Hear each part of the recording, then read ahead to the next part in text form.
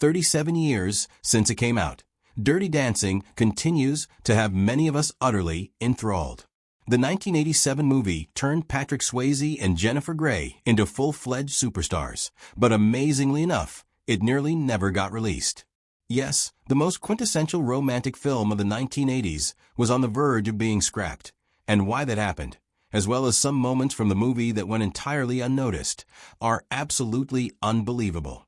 Fortunately, we're here to explain everything in detail and uncover all the unnoticed secrets hidden within Dirty Dancing scenes. Movie title. If there's one thing that runs through all record breakers, it's that there's always some sort of controversy behind the title. Take, for example, the 1990 film Pretty Woman, which initially had problems with its title modification, as it was initially set to be called $3,000. But before the screen was lit by Richard Gere and Julia Roberts with their classic performances and Hearts Were Won, that was already done by Patrick Swayze and Jennifer Grey in Dirty Dancing. When the film first came out in the late 1980s, issues of nudity on screen and suggestive titles were a big issue. Of course, producers attempted to avoid anything that would offend the masses. They did not foresee, however, that the title Dirty Dancing would be considered somewhat of a scandal. It actually created such a fuss that censorship administrators were hesitant, initially thinking that it was an X-rated film. The film had taken its inspiration from actual events in the life of screenwriter Eleanor Bergstein, who in a later interview revealed that Canadian border officials once delayed the dailies of the film because they thought it was an X-rated film. Despite that confusion, the studio insisted on the title choice, and Dirty Dancing was thus officially retained. Patrick Swayze, however, was unhappy about this choice. To him, he really didn't like the title of the movie and even objected to it being used.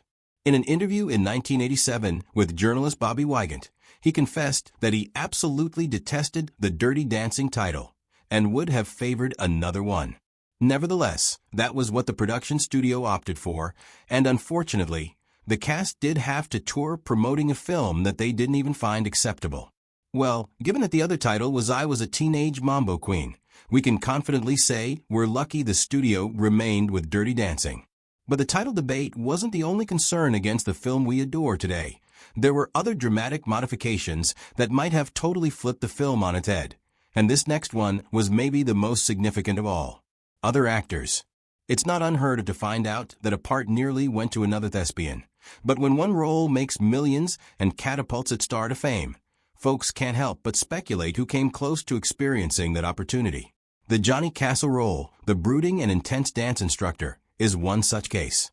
Stars like Billy Zane, Benicio del Toro, and Val Kilmer had all been considered prior to Patrick Swayze being cast in the role that would make him a household name. Interestingly, Patrick had also worked extensively at the Harkness and Joffrey ballet schools, making him almost ideal for the part. Still, he faced his own obstacles that almost kept him out of the cast. Indeed, it was established early in filming that Billy Zane had been cast as Johnny, but ultimately was released after producers saw he did not have chemistry with Jennifer Grey. Director Emil Ardolino wanted to use actual dancers who could act, rather than using stand-ins, which cemented Patrick's role in the film.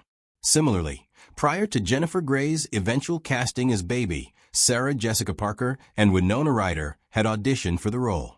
Jennifer has since divulged that she was paid but $50,000 for the film, relatively little given its later enormity. Although she had worked with Patrick before in Red Dawn, Jennifer, who wasn't a trained dancer, admitted she was terrified to partner with him. In a 2016 interview, she described Patrick as a fearless and incredible dancer, explaining that his fearlessness combined with my fearfulness, like his lack of Jewishness and my super Jewishness, created a dynamic almost like a marriage of opposites. He'd do anything, and I'd be scared to do anything. Watching the film, you'd never guess that tension existed between them, but behind the scenes, the two clashed frequently because of their differing acting methods. Patrick later described these early conflicts in his 2009 autobiography, The Time of My Life, writing that Jennifer could be highly emotional, sometimes bursting into tears if criticized, and other times getting giggly and causing scenes to be res hot because she couldn't stop laughing. This tension was palpable on set, and the filmmakers were made to do extra work to keep the chemistry between the leads. But that same friction went on to energize their on-screen chemistry, giving birth to that impassioned dynamic which made people fall in love with them. Ultimately, Dirty Dancing was a gigantic hit, with both performers being universally acclaimed. Patrick's acting of Johnny Castle made him a heartthrob and name on every household's lips, and Jennifer's acting of Baby became iconic overnight. In retrospect, the casting choices and all the backstage tensions and dynamics look so much like destiny, evidence that the right combination of talent, timing, and even creative tensions can be movie history-making. The word television is typically reserved for an account that takes place entirely within one restricted setting and features only a limited number of characters, generally in an effort to cut costs. But in spite of its plain bare-bones setup, this episode brings one of the most charged emotionally, the most psychologically nuanced, and the most socially volatile stories in the entire series. The tale starts in an attic where Neville Brand is Fenton, a veteran of World War II rummaging through dusty old things. In the mess, he finds a samurai sword, obviously pilfered as a trophy from a Japanese soldier. A young Japanese-American fellow, Arthur, soon turns up seeking employment, played by George Takei in one of his first television appearances. Fenton invites him in and gives him a beer, and initially their conversation is light and courteous. This is much more than a chance meeting of two strangers, though. What ensues is a gradual, seething explosion of buried pain, shame, and contained fury. Fenton begins to reminisce about his wartime, about the Japanese soldiers he killed, and how he acquired the sword. Arthur attempts to be calm and keep things tranquil, but there is tension lurking beneath the surface.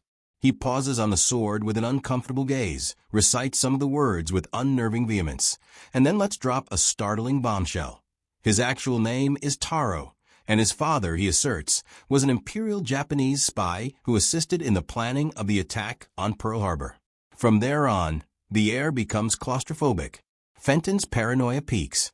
He's not merely tormented by the atrocities he committed during the war. He starts to think that Arthur has arrived to seek revenge. Arthur, meanwhile, becomes progressively unhinged, hinting that the sword is haunted by an evil spirit that hungers for blood. There are no monsters or extraterrestrials in this tale, only two men trapped in a room with nowhere to go, both of whom have years of psychological trauma brewing inside them. So what generated such indignation? At first glance, the explanation is simple. CBS and its sponsors were afraid of offending viewers, particularly Asian American viewers, by having Arthur's father depicted as a traitor. But this was not merely a gratuitous aside. It was thematic. It implicated a Japanese-American man who lived in the United States as having contributed to one of the most ruinous attacks in American history. And this was broadcast in 1964, when the U.S. government had still not come to terms with its own war crimes against Japanese Americans.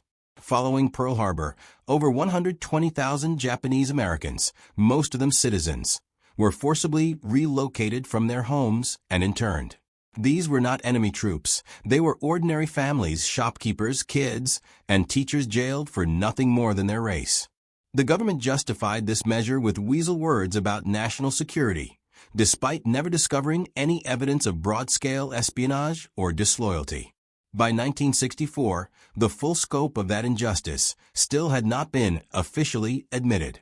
And so when an episode featured a Japanese-American character confessing his father had been a spy, many considered it inflammatory and threatening. But what critics and censors did not, or would not, see was that the narrative wasn't about blaming. It was about joint responsibility and the long-term damage of war. Fenton, the white veteran, isn't cast as a hero. He's damaged, potentially volatile, and obviously haunted by shame. He admits to murdering an unarmed man, possibly in cold blood, and stealing the sword as a keepsake. He's not just haunted by the war itself, but by the man it turned him into. Arthur, on his own part, isn't so much a victim. His tale about his father is shrouded in doubt. Is he lying? Is it something he overheard as a kid and used to believe when he grew up? Or is it a metaphor for what it's like to reside in a nation that jailed your whole community years ago and insisted on receiving your thanks afterward. Even the sword, said to possess a spirit, can be read as both literal and symbolic, as an expression of violence passed down through generations and collective suffering. None of this was laid out in so many words, and that vagueness was exactly what made the episode contentious. It didn't provide neat morals and easy heroes and villains, which set audiences and the network on edge. Complaints flooded in from viewers. Sponsors threatened to pull their funding. Some claimed the show was racist, some that it was anti-American, and some others simply believed it was too gruesome for primetime. Behind the scenes, CBS officials panicked.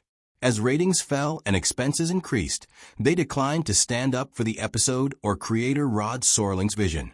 Rather, they softly removed the encounter from syndication.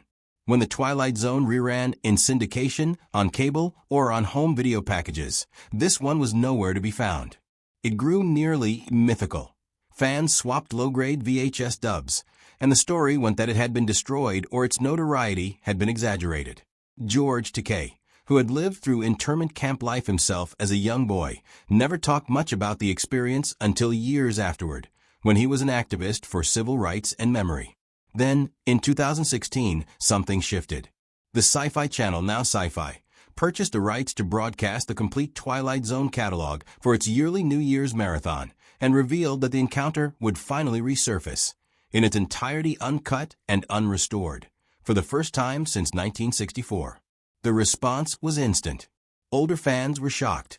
Younger viewers, who had never even heard of it, were rocked by its emotional power. Some loved its courage and truth, others still uncomfortable watching it. But almost all agreed it was one of the strongest and most provocative that had ever been produced. Why it still matters. So why does The Encounter, a two-man, two-person tale that takes place in one attic, continue to resonate so powerfully today? Maybe even more than a full season of contemporary prestige dramas? The reason lies not just in what the episode shows, but in what it makes us face in ourselves. Underneath its mid-century television aesthetic is a classic exploration of the aftereffects of war, the breakdown of communal memory, and the personal and national guilt that gets passed down from generation to generation. Few viewers noticed when the episode originally aired that George Takei had actually experienced the very history his character was talking about. He and his family, as children, were removed from their home in Los Angeles and relocated to the Rower Relocation Center in Arkansas, one of 10 such internment camps created by the U.S. government following Pearl Harbor. They had not committed any crime, were charged with nothing, and were not given a trial. They were jailed solely because they were Japanese American.